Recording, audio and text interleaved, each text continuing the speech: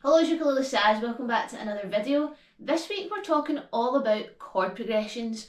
Chord progressions are something that people find fairly tricky to memorise, and when they're playing their favourite songs they often rely on looking at the song sheet instead of being able to look up and enjoy actually performing.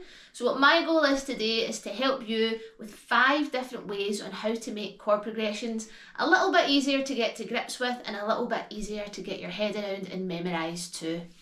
If you like this video, you can give me a little like, leave me a little comment, subscribe to my channel where I've got lots of other tutorials and lessons similar to this one. And if you really like my stuff, you can check out my Buy Me a Coffee page where you can join me, get access to all of my lesson materials. You can join me for a monthly online lesson as well. Lots of different things happening there too, so don't forget to check that out. Okay, so here are 5 different ways that I have used, tried and tested with myself, with my students, that I think can really help you to memorise and get to grips with chord progressions. First of all, what actually is a chord progression? So it's a pattern of chords that's generally repeated throughout a song. Some songs will use the same chord progression again and again and again. Some songs will use lots of different chord progressions, and those can be the really difficult ones to remember.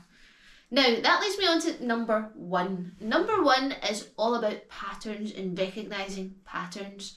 When you look at a piece of music, if the chords are all jumbled in with the words, something that you can try is just to lay it out in a count of 4 bars, because that's generally how music is written out, especially in Western music. We'll look at a couple of examples. So let's have a look at, this is Damn It by Blink-182, one of the songs that I have done as a tutorial, so don't forget to check that out too. This is a lovely little song. It uses the 1-6, so the 1-5-1-5-6-4 chord progression, which is a very common chord progression in Western music. And we simply play C, G, A minor, and F throughout the full song. Now, if you've seen that all jumbled up in the sheet, that might not be as clear, but when you see it written out like that, and you see that it repeats the whole time, all of a sudden it makes memorising this song seem so much easier. So for this one we've got, and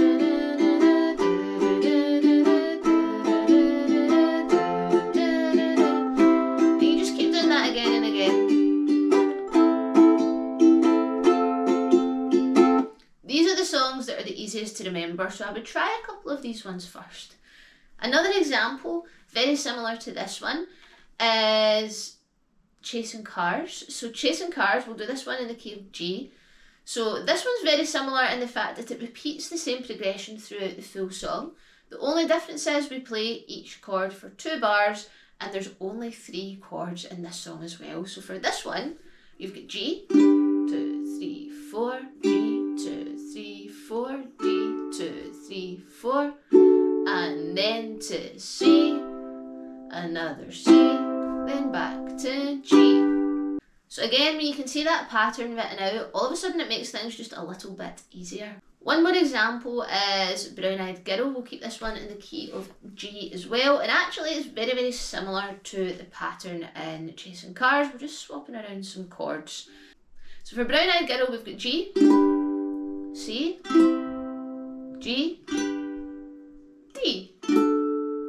And again, that repeats for most of the verse when it does take a little bit of a twist. This is one that's got another couple of chord progressions in there, but we've got G, C, G. Hey, where do we go? Days when the rain came. And also for the sha-la-la-la-la-la-la-la-la-la, just like that. So all of a sudden, straight away, you know most of the chords in this song because that chord progression is used so often. I think patterns can be very visual, so if you do like to physically see things written down, I think when you see a pattern written out when it's just the chords, it can make things a little bit easier. Secondly, I always do this in my song sheet, so I always like to put the chords in amongst the words because I know some people feel the chord changes a little bit better that way. But I also put written out in bar form so that you can actually see it a bit more concise and focus just on the chords and separate that a little bit from the bigger picture. That leads me on to point 2, which is all about your ears. Now, we always forget that we listen to music and we actually subconsciously hear things fairly often, and we can hear when chords change. But what if we switched our ears on just a little bit more and could actually start to recognise the flow and the order of chords? Now, this is a whole task in itself and it does take time. So the most important thing is just tuning yourself into it, and before you know it, you will start to make little bits of progress. Using that song Damn It, for example, that's a really good example of hearing a chord progression being repeated throughout.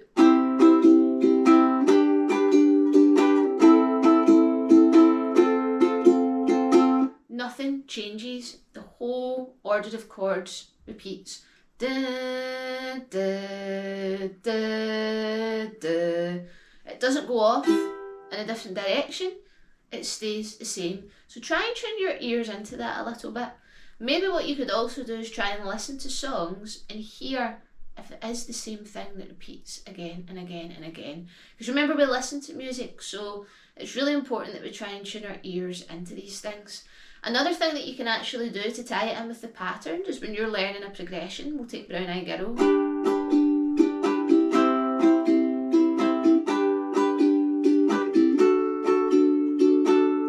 Try and listen to what that sounds like. Close your eyes and do it. And if you make a mistake, you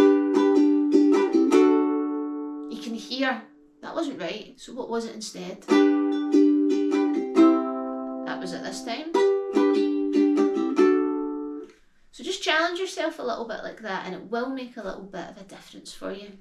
Okay, so number 3, this is one that I do encourage, especially if you want to start digging in a little bit more to the theory side of things and if you really want to understand the language of music, and that is to use your toolkits that you've got. So I am a big believer in the circle of fifths, maybe because I'm also a very visual person and I like to see things written out. But if you use your circle of fifths, you can actually see what chord progressions can look like when they're written out. You can also transpose, so if you maybe don't like it in the key of G, you can maybe change it to the key of C.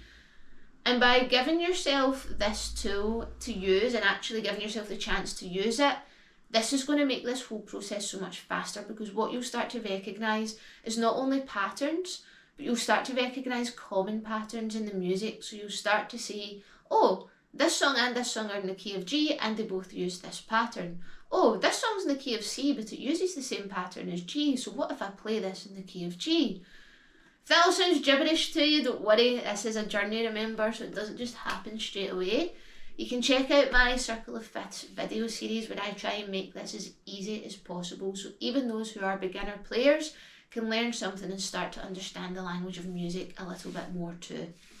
What you can also check out is, as part of my lesson materials for the next couple of weeks of lessons, you will also get a little cheat sheet on how to use that toolkit to help you learn chord progressions too. Number 4. Number 4 is get uncomfortable, get uncomfy. When you stick within your little comfort bubble, nothing is going to change and you will forever have your head down, you'll be reading your song sheet, you'll never really remember the chords, you'll always need to rely on the music, and then you'll see your friends all having a great time, laughing together, having a joke together, and you can't join in because you're so stuck in the song sheet. So you have to get yourself uncomfortable and you have to be willing to try new things, because I really believe that when you start making yourself uncomfortable, that's actually when the best things start to happen. This is becoming a life lesson, but I truly firmly believe that. I believe that when you really start to get yourself in an uncomfortable position, that's also when you start to grow and you start to see changes. And yes, getting uncomfortable is hard, especially when you're so used to being comfortable. But what you'll soon find is when you get yourself in a position where you're willing to try, that's how confidence builds. And it starts to become fairly addictive, and you end up just being so hooked on trying to do something else and trying to do something else, and you start to have more and more fun doing it as well. So I always encourage trying to get yourself a little bit more uncomfortable. This also leads me on to my last point, number 5, which is challenges. So challenges, I think, are good. I'm a very big goal setting person, but not everybody is, and I get that. But just even set yourself little challenges, like if you're playing in a group, say, right, when I play this song, I'm not going to look at the music and I'm going to try and remember this section of the song. Or when you're playing at home, say, right, I'm going to learn the whole chorus today and I'm going to practice it all and I'm going to get it all off by heart. I'm going to look at the patterns and then see how it goes. And by the end of the week, I'm going to have the whole song completed.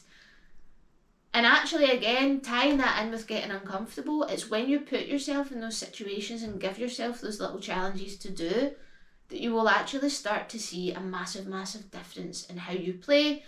And before you know it, you'll find it so much easier to memorise chord progressions. I think a lot of people just think it's a really hard task and it's impossible to do. But I think it's just really changing your mindset and switching yourself on and trying new things, because when you do that, all of a sudden, again, you're building muscle memory, you're building a new skill. And the more you do that, the more that process will start to become automated. And then before you know it, it's actually really easy for you to memorise songs. And you'll probably thank yourself for it as well. So yeah, so those are my top tips. So patterns, recognise the patterns, write them out and start looking at it separately from the words of the song. 2, use your ears, listen, tune in, try and correct yourself by using your ears without looking at the music. 3, use your toolkit, use your circle of fifths, use what you know about what chords belong in each key. Any tools you've got, use them, because it's only going to help. Number 4, get uncomfortable. If you want to see changes, you've got to put yourself in that position where you're out of your comfort zone, because that's when we start to grow. And lastly, challenge yourself. Give yourself a couple of little goals, challenges, and before you know it, you will be making waves, you'll be making such a difference, and you will have improved so much in your ability to memorise chord progressions. So those are 5 top tips from me that I have taken from my students, that I have taken from all of my years of teaching, and I think hopefully those will make a little bit of a difference for you. I'd love to hear what your favourite one is. Let me know in the comments below. And if you have any other tips for memorising chord progressions, I would love to hear them. I love hearing how people learn.